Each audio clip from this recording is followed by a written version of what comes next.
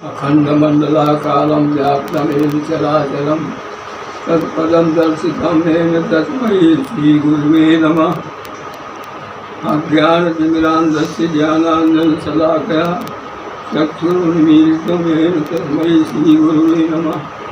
गुरुर्ब्रह्मा गुरुर्विष्णु गुरुर्देवो महेश्वरः गुरुर्साक्षात् परब्रह्म तस्मै श्रीगुरुवे नमः। सद्गुरुदेव भगवान की जय। नामयमित गुणसागरा थाकी पावै कोय संतन सन जस कथि सुनो तुम्हें सुनाऊं तो। राम कृपा से मिलयस हम सब कहाँ सत्संग और सावधान हुई सुनो अब मानस योग सत्संग सियावर रामचंद्र बन जय शरणम। आपके सज्जनों योग देवी हो, इस प्रार्थना से कार्यक्रम को शुरू करते हैं। ईश हमें देते हैं सब कुछ, हम भी तो कुछ देना सीखें। जो कुछ हमें मिला है प्रभु से वितरण उसका करना सीखें। हवा प्रकाश हमें मिलता है, मेघों से मिलता है पानी। नदी बदले में कुछ नहीं देते, इसे कहेंगे बेईमानी। इसीलिए दुख भोग रहे हैं, दुख को दूर भगाना सीखें। ईश हमें देते हैं सब कुछ, हम भी तो कुछ देना सीखें। आत्मा तपती धरती पर पथिकों को पेड़ सदा देता है छाया। अपना फल भी स्वयं न खाकर जीवन उसने सफल बनाया। 10वां पहले प्रभु को देकर बाकी स्वयं बरतना सीखें। ईश हमें देते हैं सब कुछ, हम भी तो कुछ देना सीखें। मानव जीवन दुर्लभ है, हम इसको मल से रहित बनाएं। इले फूल खुशबू देते हैं, वैसे ही हम भी बन जाएं। तप सेवा सुमिरन से जीवन प्रभु को अर्पित करना सीखें। ईश हमें देते हैं सब कुछ, हम ही जो कुछ देना सीखें।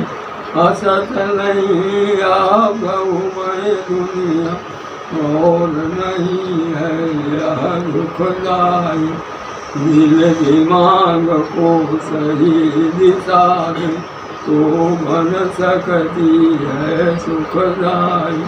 जन को प्रभु देते हैं सब कुछ, लेकिन जन तो बनना सीखें।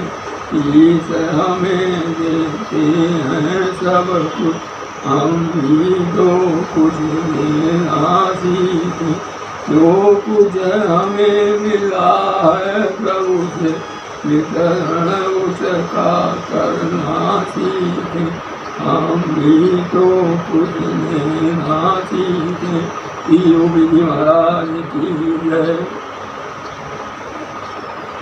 एक दिन पहले मन के स्तर की साधना की चर्चा हमने की थी। प्रथम शरीर के स्तर, दूसरा इंद्रियों के स्तर और तीसरा मन के स्तर की साधना पर हम चर्चा कर चुके हैं। आज हम बुद्धि के स्तर की साधना की चर्चा करने जा रहे हैं।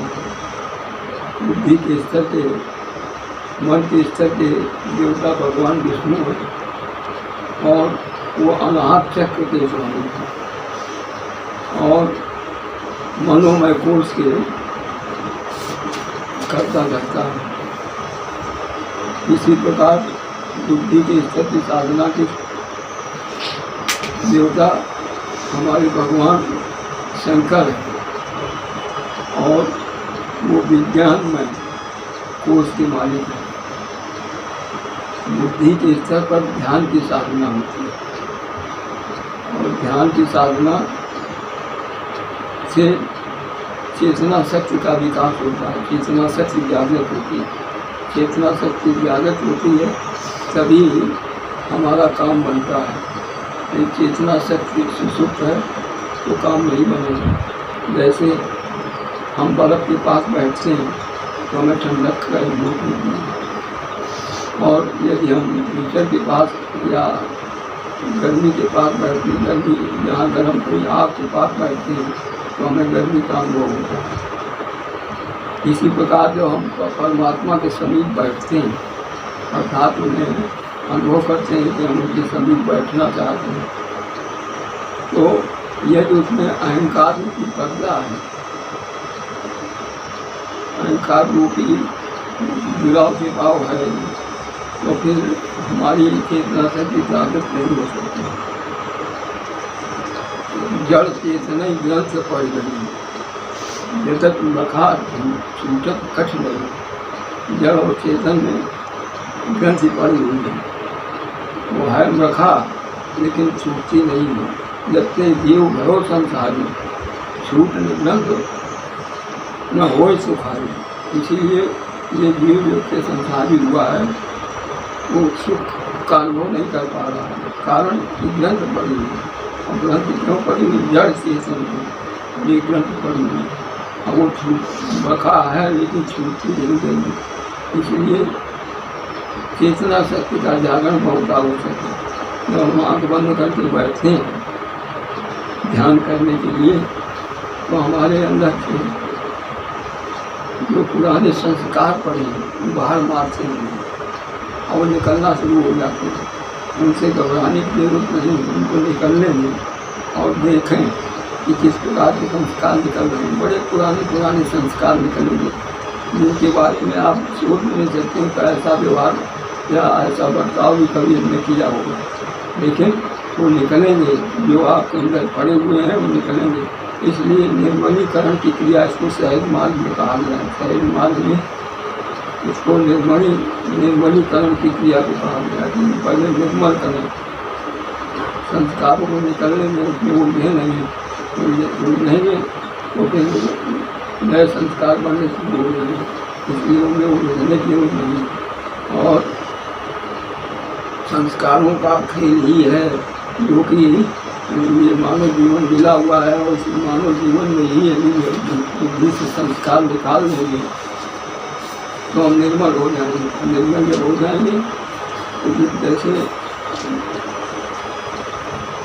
दर्पण पर की धूल पड़ी हुई है तो हमें उसमें दिखाई नहीं पड़ता।